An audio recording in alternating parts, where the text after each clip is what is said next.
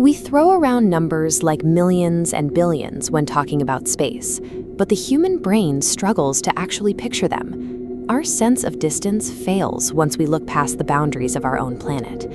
Imagine we engineer a spacecraft capable of reaching 10% of the speed of light.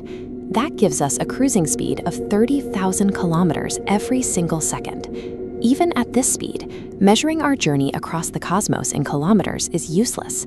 The numbers remain too massive to carry any real meaning. To truly grasp the scale of the universe, we have to discard the ruler. We are going to measure the void using the only metric we intuitively understand, the limits of the human biological clock. Starting here at home, 10% of light speed makes our entire planet feel small. You could circle the full circumference of the Earth in just over 1 second. A flight from New Delhi to New York takes under half a second. The Apollo astronauts spent 3 days navigating the emptiness to reach the moon. At 30,000 kilometers a second, you arrive in 13 seconds. We reach the sun in around 83 minutes, roughly the duration of a feature film.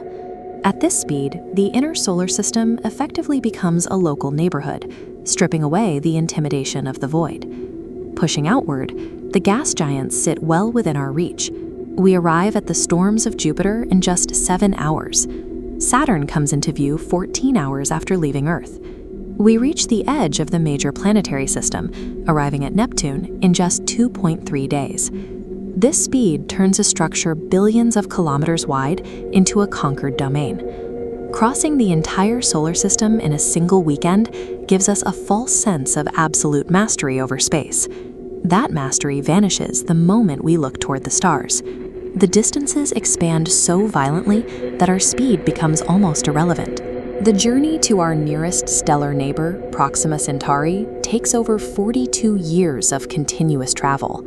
This chart compares an average human life to that transit. A person leaving Earth as a young adult would arrive at their destination as an old person. Reaching Sirius takes 86 years. Vega requires 250 years.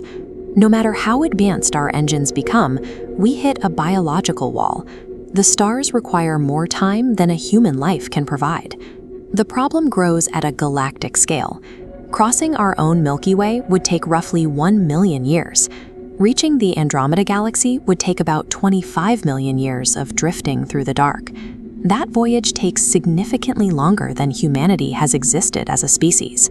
We initially assumed that 10% of light speed would finally make the universe small enough to conquer. The local planets now sit within our reach, yet the stars and galaxies beyond remain effectively isolated from us.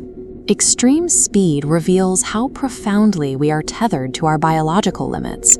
There is a strange beauty in that. The faster we figure out how to travel, the larger and more magnificent the universe becomes.